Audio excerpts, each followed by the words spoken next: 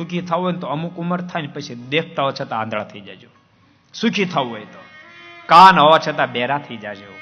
સુખી થવો તો અમુક સમય ગયા પછી જીભ હોવા છતાં મૂંગા થઈ જાજો.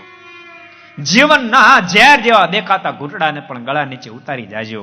તો ભક્તો જીવનની અંદર આવનારો દુઃખો સુખમાં પલટાઈ જશે. આ બધી કળાઓ શીખવી પડે. યુવાની ચાલતો એવું કઈ 70 વર્ષે પછી ન ચાલે. થોડુંક ચાલવાનું ઓછું થાય જ.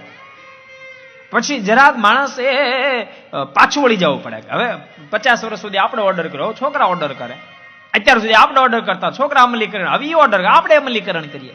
એ તો એક ને બે જેવી વાત છે. ઢાલ વાળવી, એ શબ્દ તમને ઢાલ વાળવી ખબર પડે. અમારે સૌરાષ્ટ્રમાં એવી રીતિ હોય.